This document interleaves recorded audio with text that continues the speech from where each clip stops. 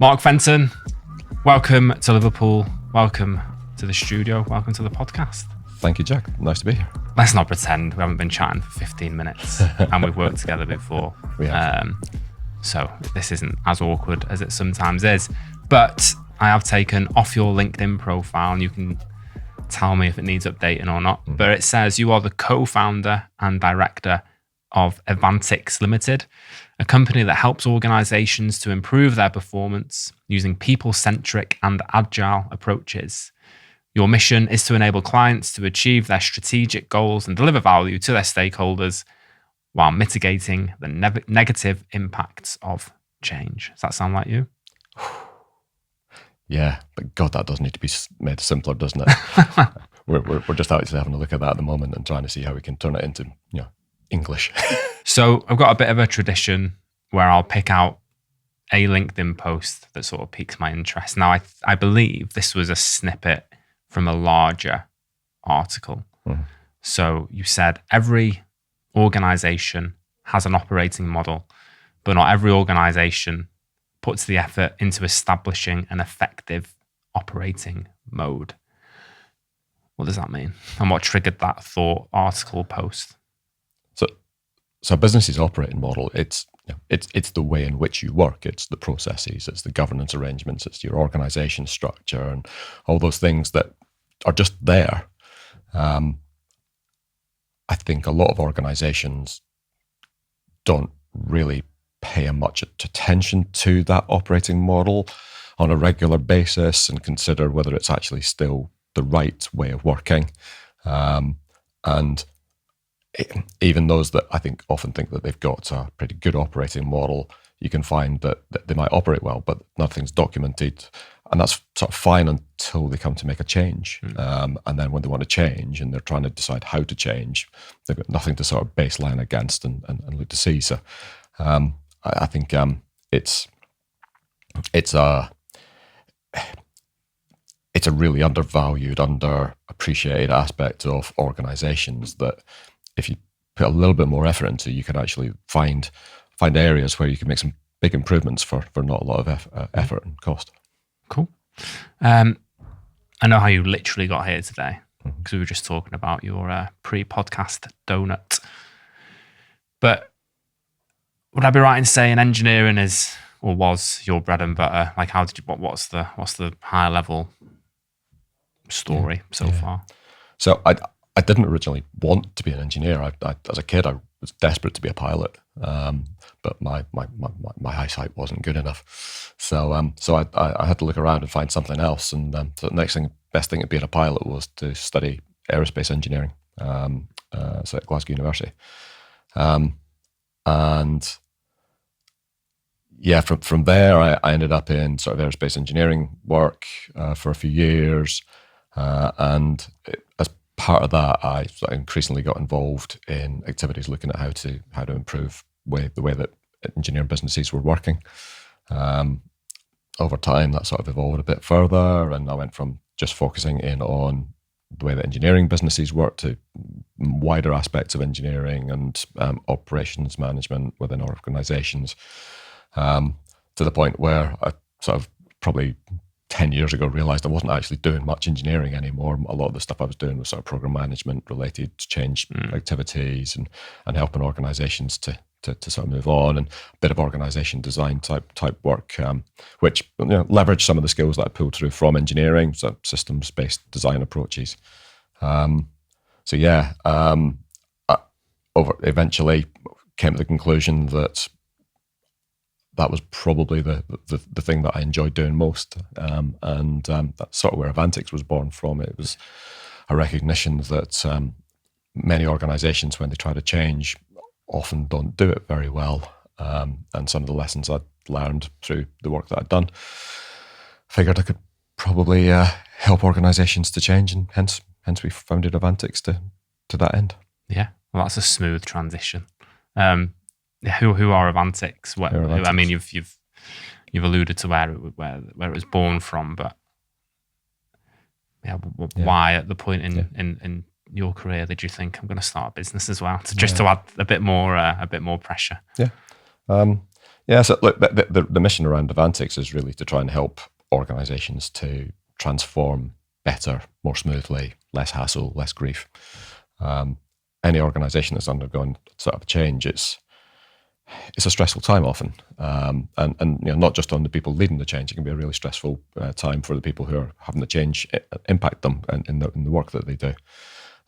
So we set out Avantix really as on the basis of, we felt that a lot of organizations could undergo those transformation programs in a better way. And get better outcomes from the transformation. There's some scary stats around transformation, which most transformation programs fail to achieve what they set out to. Mm-hmm. An awful lot of transformation programs don't achieve their goals at all and just fail and are cancelled. So the gist around Avantix really was to try and help reduce the risk to organisations undergoing through a transformation and actually get to a better point faster. Yeah. Has it been a hard transition from, going to an organisation, being the person on the ground, to I'm now the person on the ground and I've got to run the business as well? So I think I spent quite a lot of time when I was with other organizations doing change activities within those organizations, almost working as a consultant within the organization. So that aspect of it, I don't think's really changed. And in some ways, being an external person is actually helpful in that sometimes that person who doesn't work within the organization can get listened to a little bit more. Maybe not always, but yeah, I think that side of it, I don't think it's been a massive transition. That and running the business as well, that's probably been a bigger challenge. As a small business with a fairly small number of employees, I still have to spend a fair amount of time with my clients, and the challenge really is it's time as much as anything else. It's trying to find the time to run the business as well as actually get in there and help the clients. I didn't write this question down, but it's triggered a thought, and you strike me as someone who can pivot quite quickly. How do you build trust as an external person? That comes up a lot because I find that like credibility is like rock bottom when you're coming in as just another consultant. Yeah, as I was recently called. How do you go about it for those who are listening if they're in similar shoes? Good question. I think in business there's two different aspects of trust you have to think about. There's personal trust, that's trust in you as an individual, but there's also sort of business trust as well. And they each have their challenges. On the personal trust side, I think the most fundamental is be honest, be truthful. And I think when you're doing a role where there's consultancy involved, and I use the C word, consultancy, quite a lot. Avantix, we don't really want to be consultants. We want to be transformation practitioners. We're not in to give you a report, leave you and with a report and leave you to try and sort things out yourselves. We're there to help guide you through the journey all the way through. So I think the first thing is just be honest. And sometimes that means you have to deliver hard messages, which that then requires a degree of maybe tact and diplomacy in the way you put that message across. I think on the business side, I think that there's some similarity there in terms of some of the things you need to do. I say to the guys that work in the business, for me, the most important thing there is it's not the contract, it's the doing the right thing for the customer. And let's face it, you've worked on jobs where you get the statement of work, it lays out what you're expected to do, and then you land on the ground and it's completely different. I don't think I've ever had a statement of work which really perfectly defines the job that you end up doing. I think it's then how do you react to that as an organisation? How do you work with the client to achieve what they need? And don't get tied to the contract. Oh, I can't do that because the contract says we're going to do this, and that's a problem. No, what do you need as a client? We're here to help you. Your objectives, your outcomes are really what we're there to do. Customer collaboration over contract negotiation. One of the Agile values, isn't it? Yeah. That's just for the Agile pervs out there. I had to get that in. So an organisation going through what actually, before I start, what in your mind, what is transformation? What does transformation mean? Mm-hmm. Okay. Quite simply, it's a change from one state to another, and the journey that you have to go through to make that change, and that can be a very small change, which can be quite simple and easy to do. The stuff we tend to get involved in tends to be bigger, more complex. It's going to take a bit of time. You may not even know exactly where you're heading towards when you start. Mm-hmm. And do you think that's where people sometimes use transformation as an endpoint instead of recognizing that it's just you're always going to be in a state of flux? Probably. I think that depends very much on the business that you're working with and the culture within that business. Some businesses change fairly infrequently and have fairly formal programs in the way that they go about making changes. Other businesses are constantly changing. They have regular sort of lessons learned sessions and feed in improvements on a constant basis. So I think it does depend on individual organisations and how they're set up and the culture, the psychological safety within that organisation, and quite often just the sort of mindset and attitude of the leaders within the organisation. Yeah. And what should an organisation going through a transformation consider? You obviously sent me this question in advance, and I looked at it, and it's a tricky one to answer actually, because every organisation and every transformation is different. Yeah, and there's so many different threads that could be important. And I think that's probably the way I'd answer it is you have to consider a lot. Not everything will be important for your organisation, but you have to at least consider it.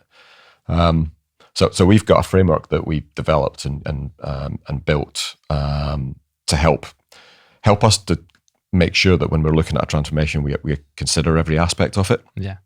And that's everything from the processes within the organisation structures, the roles, the responsibilities of those roles within the organisation, governance arrangements, who makes what decisions, who's empowered to make what decisions, how far do you want to push that up or down through your organisation, suppliers, the supply chain that you use within your organisation. Very few organisations do everything themselves. Every organisation probably has suppliers which provide them some element of input into what they deliver, and depending on what the transformation is, it could hit one of those, it could hit all of those, as well as other things.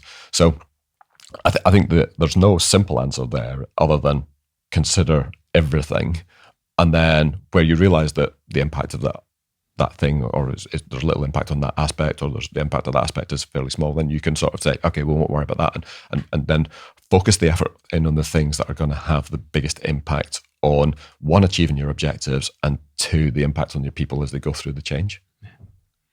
And in your experience, where do organisations face challenges? Like where, I don't like using the term, like the sentence, where do they go wrong? But yeah, where do they go wrong? What? Yeah. No, look, there's lots of potential challenges when you're going through a change. And, everything from, if you look at it from a technology perspective, you're changing a tool that you use, a software tool that you use. Well, that software tool may or may not work in the way that you actually thought it was going to work when the vendor sold it to you. So what do you do when you're halfway through your transformation and you realise that it doesn't work the way we thought it was, and actually the way it needs to interact with another bit of the organisation isn't quite right? Yeah. Integrations between tools. If you want to find a challenge point, it's almost always going to come at some kind of integration between another tool. Again, the out of the box, it integrates seamlessly with tool X. They rarely do, or it might integrate seamlessly, just again, not in the way that you want it to. So that's the sort of the technology side. Processes. I'm working with an organisation at the moment that's got vast amounts of process documentation. when you actually look at the processes, they either say nothing very helpful or they don't really reflect how the organization works. So when you're trying to make a change and you're trying to go from a way of working to a new way of working, and you're trying to design that new way, it's nice to have a baseline position that's actually reflects how you currently work, and that's actually quite rare. Yeah. However, I think take both of those, put them aside. Reality is 90% of the challenges that I've seen in my career come from people-related issues, and whether that's leaders of the transformation who aren't really bought into it and therefore might not be given the right messages down to people. Poor communication, and poor communication doesn't just mean saying the wrong thing. It can be saying nothing, or saying nothing until too late. You will face resistance. Somebody will not want the change for some reason, and you may be able to predict that, or you may come completely out of the blue because of some random factor in their personal life that you didn't know about.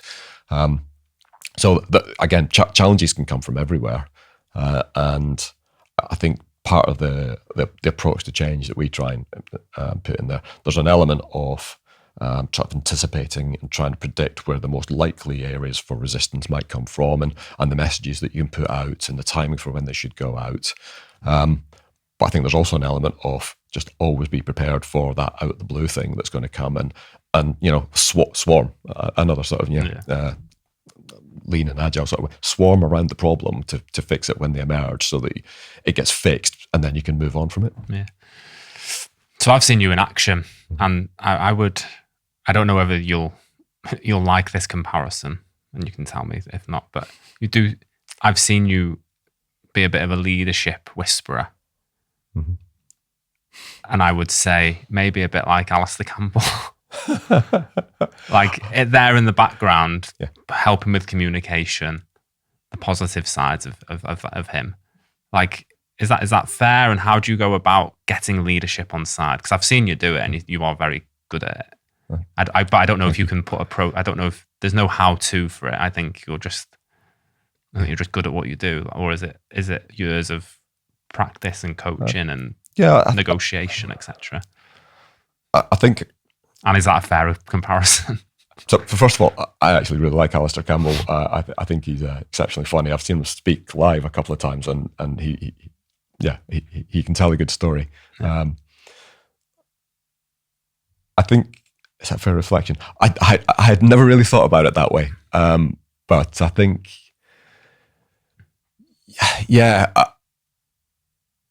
one of the ways that I sort of try and approach the way that I engage on a job is I'm not there to lead the transformation.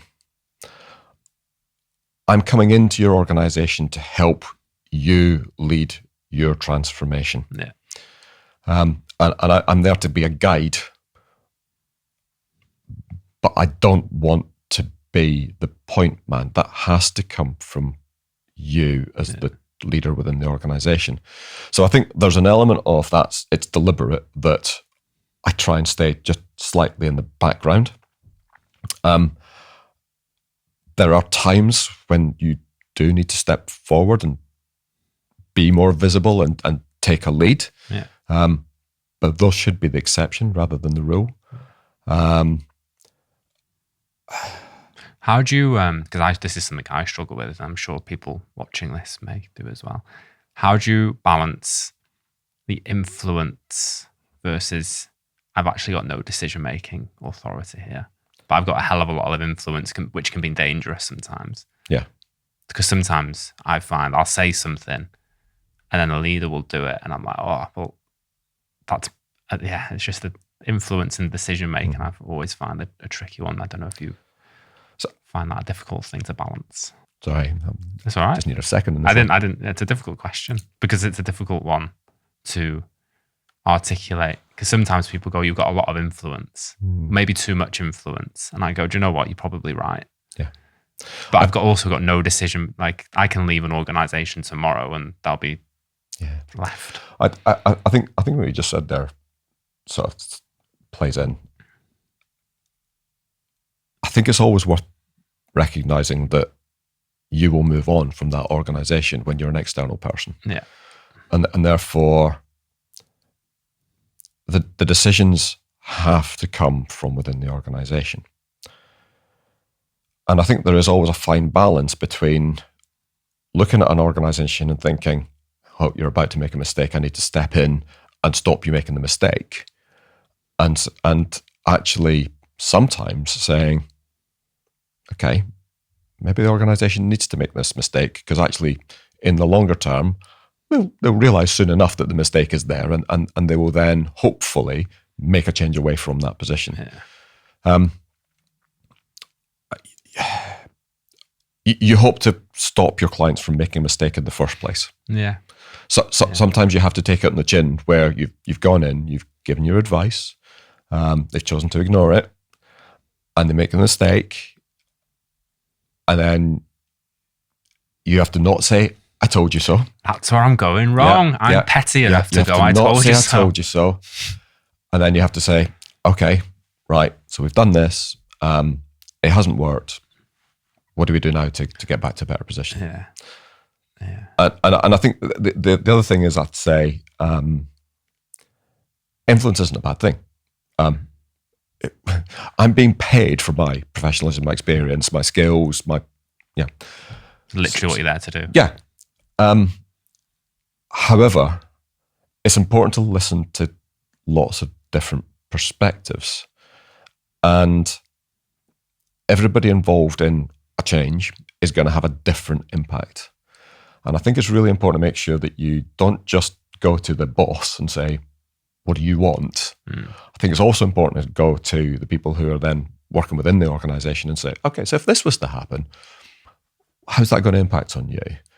Okay, because that's when you discover things that the leaders haven't thought about. And I think that's something that I do quite differently to a lot of other consultants, in that I don't just engage with the leaders. I try to actively go down different levels within the organization to get a broad spectrum of views and understand the implications of what the change is coming and how it's going to impact on individuals and individual roles within that organization. Yeah. Sometimes I'll stand up and say, this is my idea. Mm-hmm. And if it goes wrong, I'm happy to be told, or I'm happy for it to go wrong and it be my idea, so it doesn't go back onto the leadership team. I think that is quite a good way to build trust as well sometimes, because I've had a couple of ideas in the place and I go, folks, this is my idea. And if it falls on its arse, like, blame me, don't blame them, because they're just listening to me. Yeah, that's quite... And I think that's... I think that's appropriate in some situations. If it is something that's maybe a little bit more risky. Take the risk away. It's like a money back guarantee. I think it's a balance. You want the leadership team owning the change. Yeah. They're the ones who are going to be around after you've moved on. They're probably the ones that are going to have a lot of sensitive conversations with other people who might resist it. You might be there to help guide them, but often the times it's them who should be having those conversations, not you as an outsider. Yeah, absolutely. So I think on balance, I'd say they should make the decisions, but you can provide suggestions. I think if it is something particularly risky, or you're doing something a little bit which might be seen as a bit left field from that organisation, then actually have that again.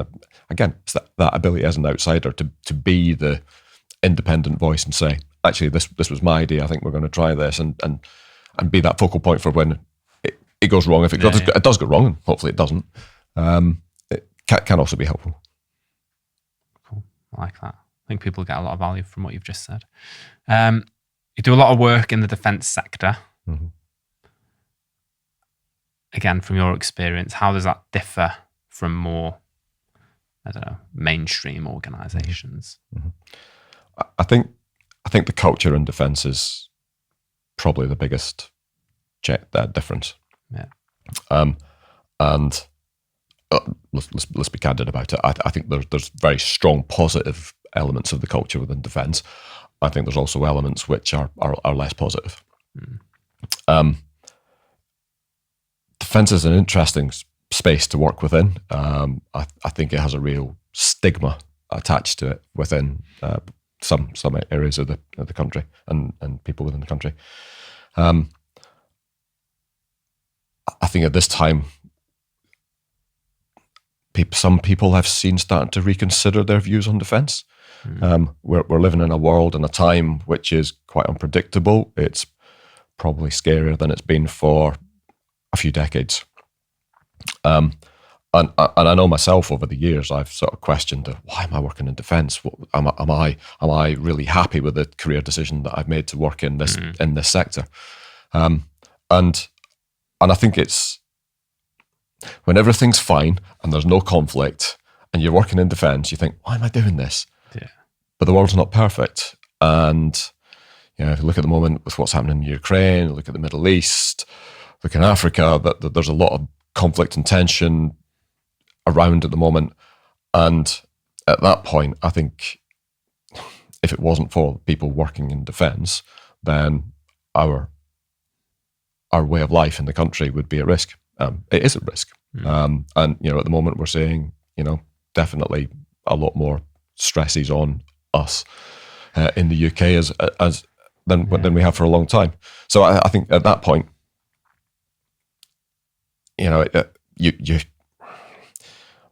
defence isn't a bad thing. It's there to protect us as a country and our friends and allies abroad. I think what that does do is I think it means that those people who do work in defence have a real calling to it, which brings a closeness and a tightness and community to it. And I think that is a real positive of the culture in defence. On the other hand, the pace in defence can be glacially slow. I mean, I know you came from the Navy and then you went into sort of the commercial world and you work with a range of different businesses. And I know we've had conversations about, God, why does it take so long to do anything? And I think that can be frustrating. I think, again, in the sort of industries we work within in engineering, some of that's driven by safety aspects. You're dealing with products which can cause serious harm to people. Not just an electric shock. So that there is a really strong, and again, this is a positive. There's a really strong positive focus on safety, but that can have an impact in terms of how fast things move. Someone once, and it's always stuck with me, when I was in that particular industry, they said, what you've got to remember is this is an industry built on secrecy.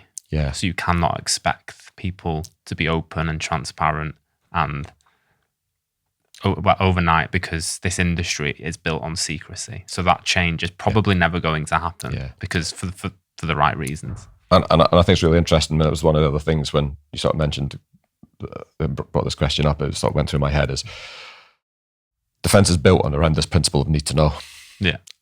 So if somebody doesn't need to know, don't tell them.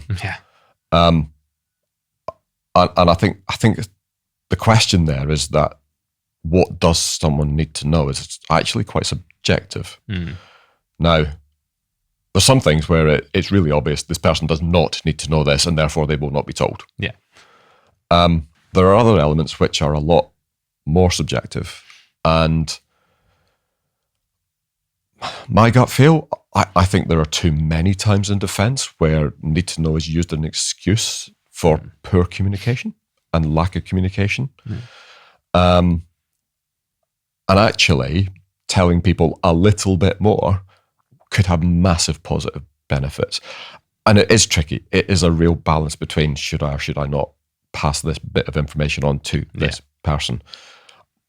My gut feel is I think quite often it's erring on the side of caution causes problems and could result in get better results if you were a little bit more open and transparent. Fair enough. I have to ask, what are your thoughts on Agile? I really like the principles of Agile.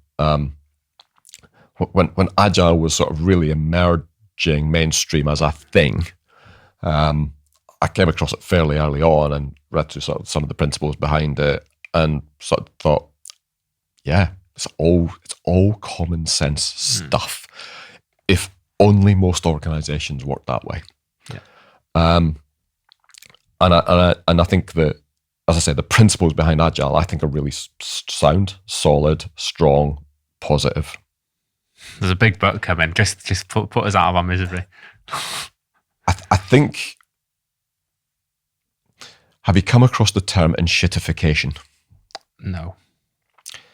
It comes from the tech space, and it's that you get a new product out, and the product's really good. It might be a bit basic, but it's really good, and it does something useful. And over time, it starts to bloat.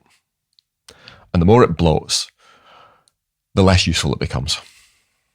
And I think there's an element of enshittification around Agile.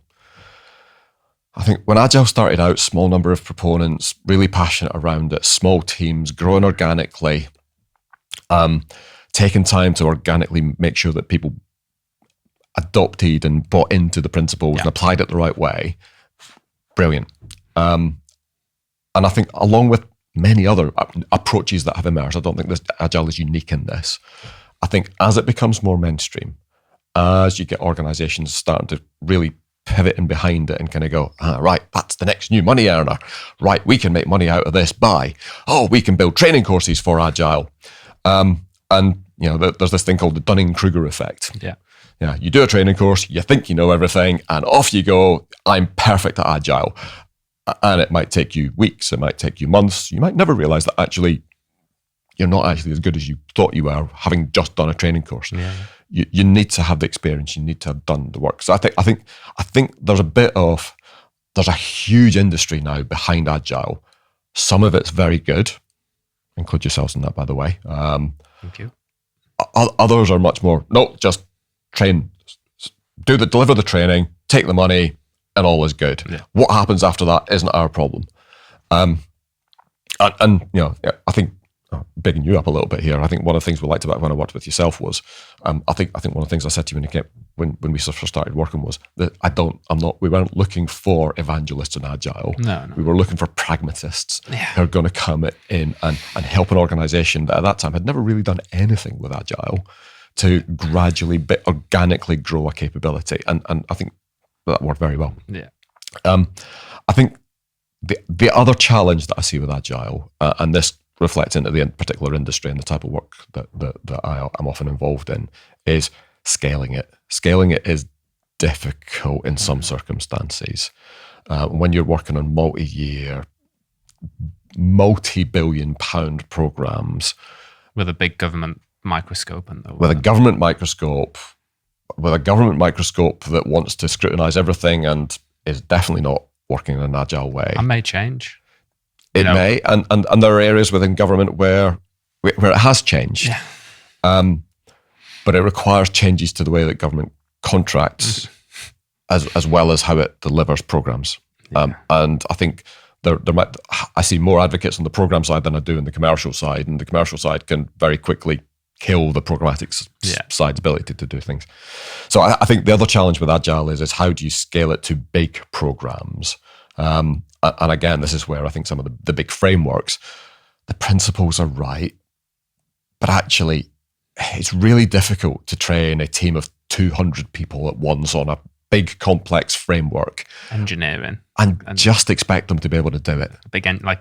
Not a software engineering, literally. Hardware components, which are going to be around for 50 years. Yeah. Fair enough. No arguments from me. What's next, Mark? What's next? World domination, of course. Yeah. What else? What next? I'm really proud of the team that we built at Avantix. I think we've got some really good people. The biggest challenge we have as a business is continuing to grow with really good people and attracting the best people to a small business. So big focus on trying to get good people into the organization. I'm of a mindset that success starts with having good people working within our organization. So we're looking at the moment on some partnerships with some other organizations to help broaden out some of the markets that we operate within, and really trying to grow a nice, good, capable, strong team within the business to help us succeed in the future. What about personally? Anything on the horizon? Personally, have more me time. Yeah. I'm sure you're aware, as a business owner, it can be pretty all-consuming at times. Yeah. So yeah, trying to get a bit of a focus in and allow myself to take breaks.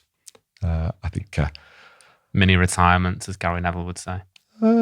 yeah, maybe not quite at that stage yet. Maybe starting to think about just remembering to take holidays. That's just his thing. That he basically, Gary Neville calls a long weekend a mini retirement. Mini retirement, yeah. Where can people reach out? What's the Avantix website? Which camera should Mark plug his wares on? That one right there.